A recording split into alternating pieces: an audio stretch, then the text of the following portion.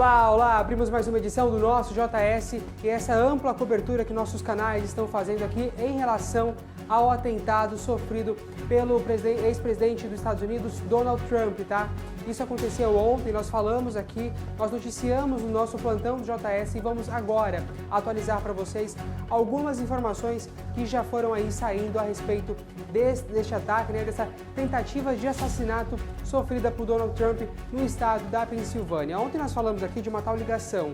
Aconteceu a ligação do presidente Joe Biden para o ex-presidente Donald Trump, tá? Após a tentativa de assassinato contra o republicano na noite de ontem. A ligação entre os opositores foi boa, curta e respeitosa. Antes da ligação de sábado, né, os dois não se falavam diretamente havia anos. Eles interagiram por meio do debate da CNN aí no mês passado. Biden também conversou com o governador da Pensilvânia e com o prefeito de Butler, né, no local ali onde aconteceu todo este atentado, né, a tentativa de assassinato a Joe Biden. Abre aspas, essa noite o presidente voltará para Washington DC e amanhã de manhã a Casa Branca ele receberá instruções aí atualizando as autoridades de segurança interna e sobre os policiais. Então, fecha aspas, disse o funcionário da Casa Branca. Então, essa fala dele disse que hoje o Joe Biden ia receber mais informações do ocorrido com o Donald Trump, né? Ia atualizar aí a imprensa e já passar, então, talvez uma nova entrevista coletiva à imprensa, né? Em pronunciamento, nós falamos ontem que o Biden começou a se pronunciar. Esse pronunciamento, ele disse que todos devem condenar o ato de ataque a Donald Trump que aconteceu, então, ontem lá no estado da Pensilvânia. Abre aspas, todos devem condená-lo, todo mundo, fecha aspas, disse então Biden em uma declaração a uma entrevista coletiva que nós mencionamos ontem aqui no nosso JS Notícias especial desta cobertura, tá? Ainda de acordo com o presidente, todas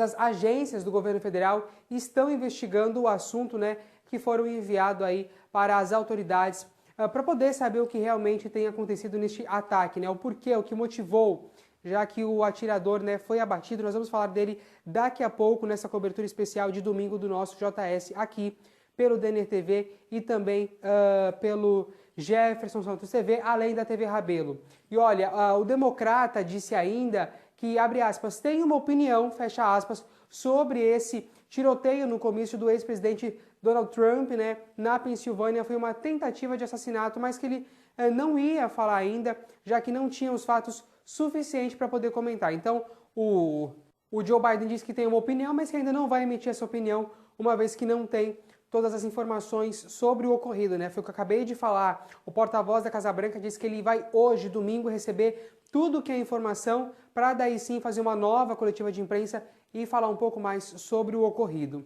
Olha, agora a gente vai para um outro assunto em relação a este atentado, essa tentativa de assassinato a Donald Trump. O atentado contra o ex-presidente trouxe uma dramaticidade, né, já para polarizar a eleição dos Estados Unidos. O incidente ocorreu durante um comício que reunia cerca de 15 mil pessoas, conforme estimativa do Partido Republicano. Analistas classificam o ataque como extremamente grave. Abre aspas, foi um atentado muito grave porque atingiu a orelha do ex-presidente, portanto, poucos centímetros, isso não deixou de ser uma grande catástrofe, tá? Então, catástrofe, fecha aspas, comentou um analista tendo uma visão geral em relação a esse atentado sofrido por Donald Trump. Apesar de estar fora do perímetro de segurança, a distância relativa era pequena, o que tornou o ataque perigosamente preciso, tá? Então, esse analista ele fala que o ataque foi de um perímetro pequeno, né? Que poderia ter acontecido algo pior, como, né, tem acontecido ali de o Trump ser atingido e de um eleitor dele que estava ali atrás dele no comício ser atingido e vir a morrer, né? Foi o que aconteceu. Um eleitor do Trump acabou morrendo porque foi atingido também, né? Então, e tem aquela foto, se puderem colocar pra gentileza aquela foto, que eu acho uma foto muito precisa, né? É uma bala que dá pra ver ali, ó, tá até circulada, né? O raio do perímetro da bala passando próximo à cabeça do ex-presidente dos Estados Unidos, Donald Trump, tá? Então é uma foto, assim, extremamente minuciosa para ser estudada, para ser investigada, que por pouco não atingiu a cabeça dele. Então, são pontos a ser ligados se tivesse acontecido um movimento por parte do Donald Trump, essa bala teria o atingido, né? Qual seria o resultado dessa bala atingir ali o ex-presidente dos Estados Unidos, né? Então, assim, são realmente pontos que agora vão ser analisados, vão ser aí realmente precisos para a investigação, tá? Analistas comentam ainda que o atentado ocorre em um contexto de extrema polarização política nos Estados Unidos, né? Existe uma percepção aí de que ambos os lados, de que a vitória do oponente levaria a uma destruição do país e ao caos, né? A uma entrada de inimigos nos Estados Unidos, pontuou um analista. Além disso, o fácil acesso às armas de fogo nos Estados Unidos aumenta o potencial de violência em situações, né, de alta tensão política, como nesse caso.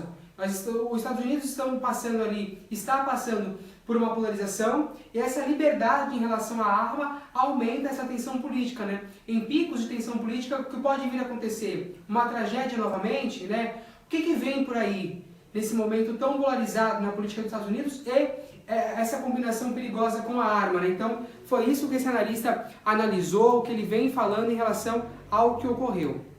Muito bem. Agora nossa cobertura deste domingo vai entrar com um ponto que agora é o que mais se fala, né?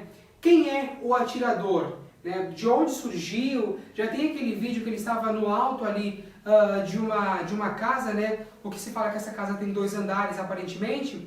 O atirador, que segundo autoridades foi o autor do atentado contra o ex-presidente Donald Trump, era um republicano registrado de 20 anos que já havia feito uma pequena contribuição para o grupo de aliados dos democratas, né? Os democratas, de acordo com registros políticos. Thomas Matthew Crooks morava no subúrbio de Belton Park, em Pittsburgh, cerca de 56 quilômetros no sul aí do comício de Trump. Fica então a cerca de 56 quilômetros de onde estava Donald Trump quando foi atingido.